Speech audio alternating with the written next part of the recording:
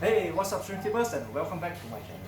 So today we are actually very fortunate to have Patrick over here, welcoming us here to his place to actually share with us some of his, his journey in terms of the shrimp breeding journey.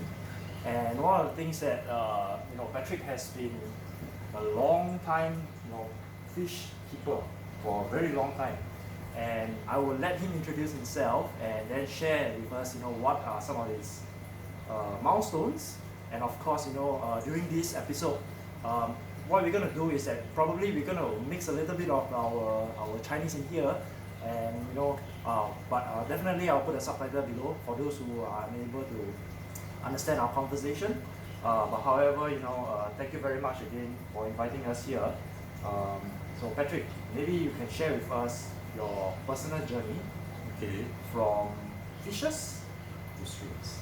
Yeah, okay. Well, for me, since young, I like fish. So when I young, when I don't say from young, I mean when shifted here in 1995, I started put a fish tank, one fish tank until 2, 3, 4, max up to 9 fish tank. 9 fish tank. Yeah. Okay. So all along, this is my hobby. I like fish. Okay. What did you first keep?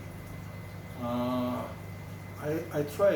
keep goldfish, discus, even when the time this lohan season time.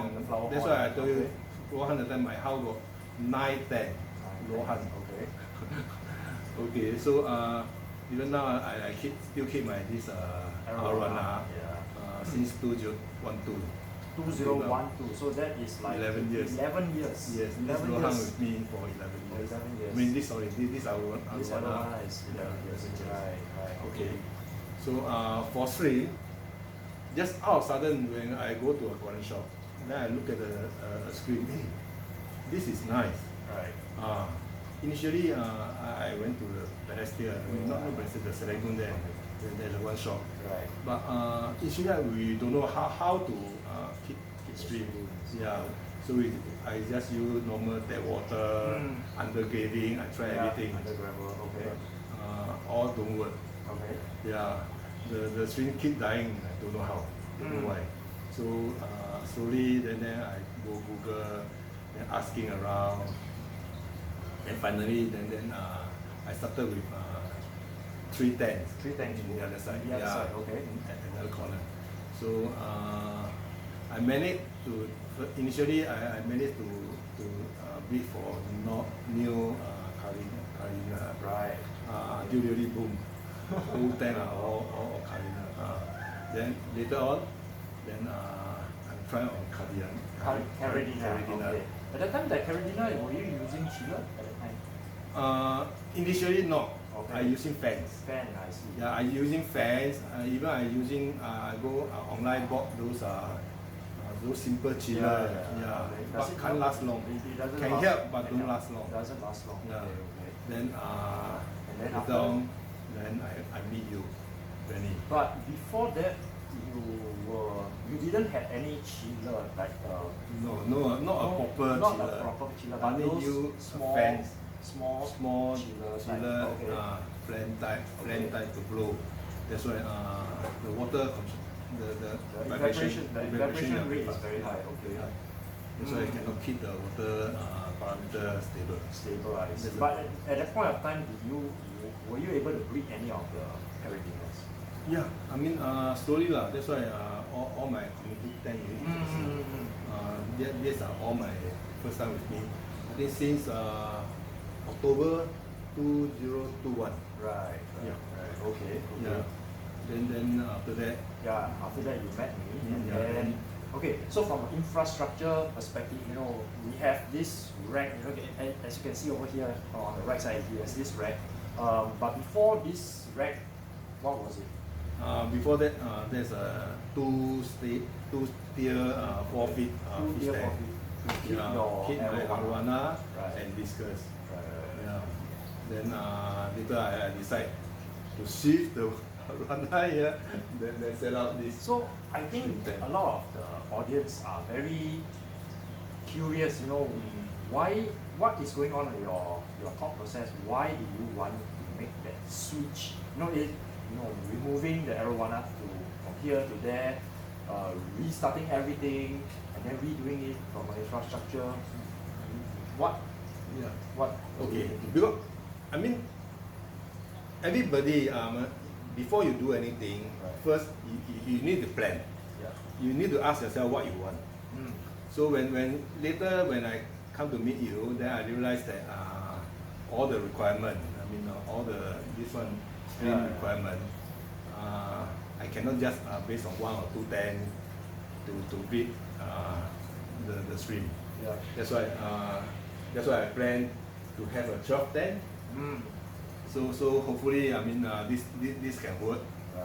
Then before I set up, of course I also plan also. Of course the space is a limitation. Mm. Then when you want the 12 10, first you need to tell yourself, hey, how you want to set up the tent. Yeah. Okay. Then before set up, then all the things you need a plan to see how to set up. How to set up. The initially plan. Right. But of course, there's some come across a lot of Ad hoc. article or something like that. You have to clear it. Yeah. So finally, got the help of you. Then I managed to set up Right. this. But hopefully, of course, I just newly set up this thing Right. last year December. So hopefully this can work. How long do you take from moving your tanks from the arowana until Okay. the first stream that is in the tank? How To get, I think also take a month to shift. month to Yeah. shift it over? Because you need to build a new tank.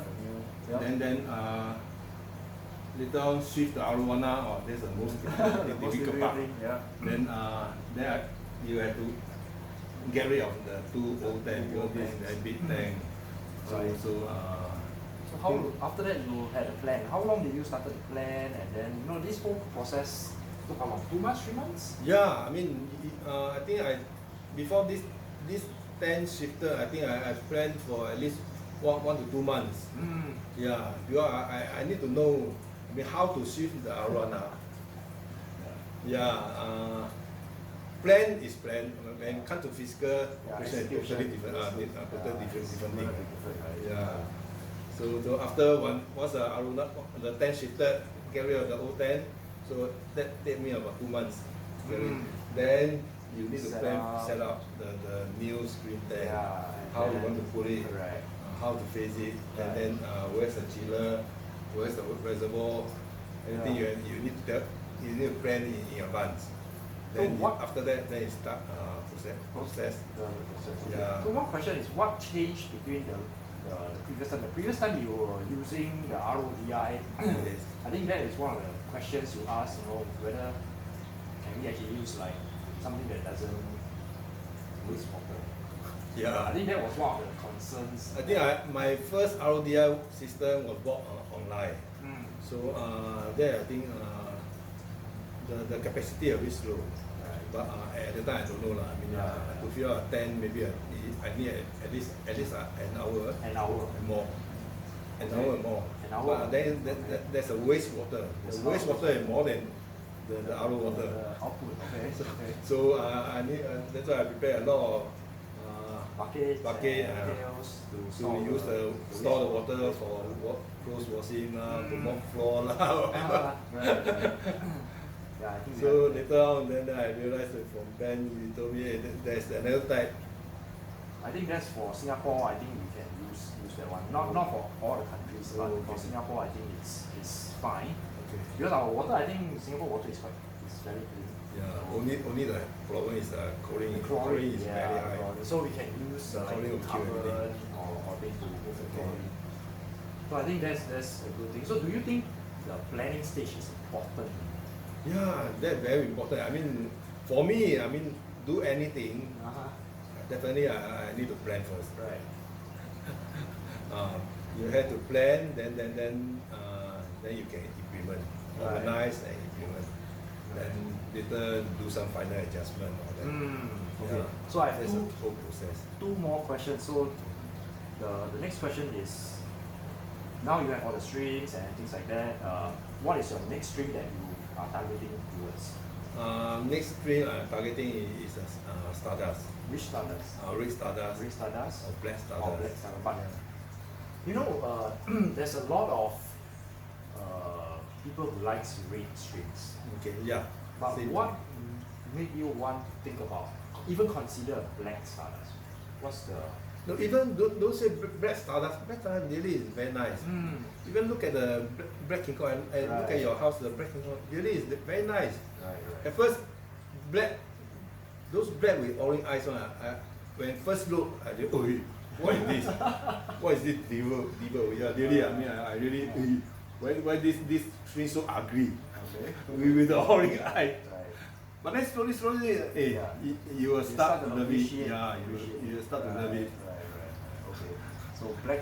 So black is usually the color that most readers don't start off with, but eventually you will move into that because you start to learn to appreciate. Really, I don't know. You tell me why, I don't know. I can't explain. Okay. All along I like red. Right. Everything I like red. Yeah. So one very final question for you, Patrick, is do you have anything to share with the audience, you know, for people who just started this hobby? What is one thing that helps you in the process? I think the main issue here, I think, is information.